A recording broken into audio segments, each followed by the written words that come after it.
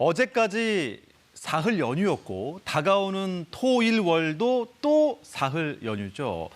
올해부터 확대된 대체 공휴일 덕분인데요. 하지만 이 혜택을 못 보는 분들 적게 잡아도 455만 명 정도라고 합니다. 5인 미만 사업장에서 일하기 때문에 차별을 비단 공휴일에만 그치지 않는다고 하는데요. 이런 차별 대체 왜 어디에서 시작되는 건지, 현장에선 도대체 어떤 문제가 있는지 이 문제를 직접 취재한 김준범 기자와 함께 알아보도록 하겠습니다. 안녕하십니까? 안녕하세요. 어서 오십시오.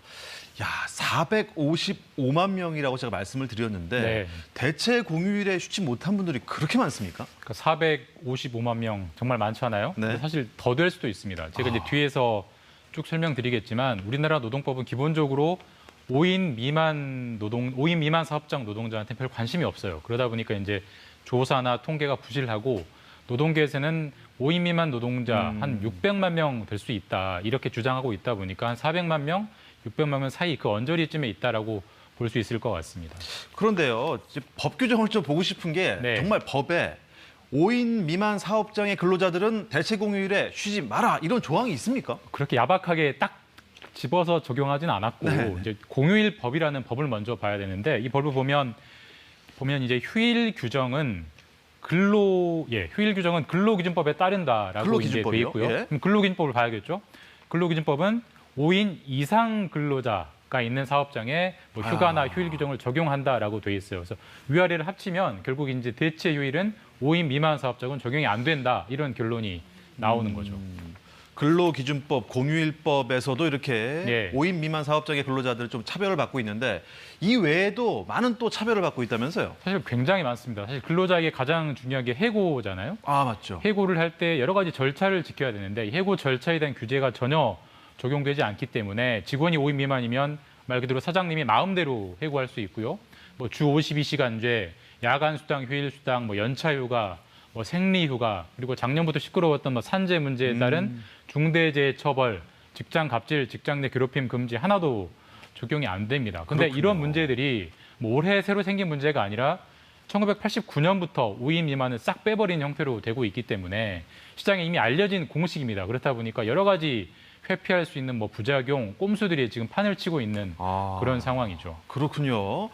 그 꼼수들이 참 많기 때문에 네. 김 기자가 직접 현장에서 취재를 하셨을 텐데요. 네.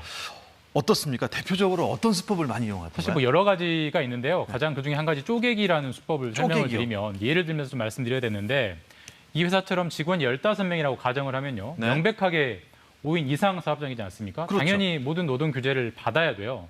근데 이걸 피하려면 한 사무실을 서너 곳 얻습니다. 그리고 4명, 4명, 4명, 3명 정도로 직원을 적당히 분배를 해서 별도의 사업장인 것처럼 등록을 해버리면 외형은 4개 사업장이 다 5인 미만인 거잖아요. 그렇죠. 그렇다 보니까 이런 곳은 앞서 말씀드린 뭐 해고, 뭐 대체 휴일, 뭐 휴가, 각종 규정을 다 피해갈 수 있는 그런 회피법이 지금 실제로 많이 활용되고 있습니다. 예. 그런데 사실 뭐 노동법 아까 적용이 5명 이상은 되고 4명 네. 이하는 안 된다 이런 거 아니겠습니까? 맞습니다. 전 5명과 4명 차이를 잘 모르겠는데 이 5명 이상 이건 도대체 어디서 어떻게 나온 겁니까? 사실 저도 이제 취재하면서 5명이라는 기준이 어디서 튀어나온 거냐. 네. 그게 이제 가장 궁금했는데 일단 취지를 이해를 하자면 아무래도 영세한 기업들은 사장님도 힘들지 않겠습니까? 그러니까 그렇죠. 좀 노동 규제를 좀 배려해 주자 이런 취지인데 거기까지는 좋은데 왜 5명이냐? 이걸 제가 이제 뭐 정부나 국회 그리고 여러 전문가분들한테 물어봤는데 결론은 그냥 5명입니다. 그냥 특별한 5명이요? 이유가 없고 심지어 이제 정부 관계 이런 얘기도 있어요. 취재 과정에서 3명이나 7명으로 끊으면 좀 이상하지 않습니까? 5명이 딱 떨어지잖아요. 이제 이게 그만큼 자의적, 예전부터 해왔으니까 관행적으로 해왔다는 얘기인데, 근데 이게 무슨 문제가 있냐면 방금 이제 우리가 대체 휴일 문제도 보시다시피 사실 기업이 얼마나 잘 나가느냐를 볼 수 있는 여러 가지 지표, 뭐 매출액이나 영업이익률이나 뭐 업종별 특성을 하나도 안 따지고 네. 오로지 직원이 4명이냐 그러면 못 쉬고요. 5명이면 쉰다 이런 식으로 만들어 놓다 보니까 이게 얼마나 그 직원들에게 설득력이 있겠느냐, 과연 합리적이냐 이런 이제 부분들이 생각해 볼 지점인 거죠. 네.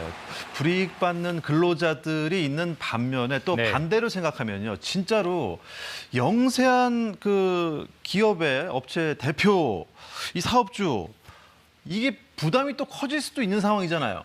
뭐 저희가 최저임금에서 비슷한 논쟁을 많이 봤어요. 최저임금 올리니까 편의점 사장님들이 힘들어지잖아요. 예. 마찬가지로 이것도 일리 있는 말씀이고 사실 노동계조차도 이 근로기준법을 확대할 때 영세 사업주, 그러니까 사장님들은 좀 배려해 줘야 된다는 필요성 자체는 인정을 해요. 다만 그 배려라는 게 정부가 예산을 써서 재정을 지원을 해줘야지 네. 왜 사업주보다 더 힘든 게 근로자잖아요. 왜 근로자, 더 힘든 근로자의 권리를 제한하면서 사업주를 배려해 준 형태로 가느냐. 이렇게 이제 재반박하고 있는 그런 상황입니다. 그렇다면 입법 상황은 어떻습니까? 좀 문제의식이 담긴 그 뭐 개정안이 나와 있는 상태인가요? 결국 핵심은 근로기준법이고요. 이제 그 근로기준법에서 인원수 제한을 아예 지워버리자, 삭제해주자 이런 개정안이 나와 있고 2월에 국회에 상정이 되긴 했습니다. 근데 저희가 여러 정치 뉴스에서 보다시피 지금 국회가 완전히 이제 대선 국면이기 때문에 이렇게 심도 있는 법안에 대한 논의는 사실 이번 정기국회 때는 힘들어 보입니다. 네, 알겠습니다.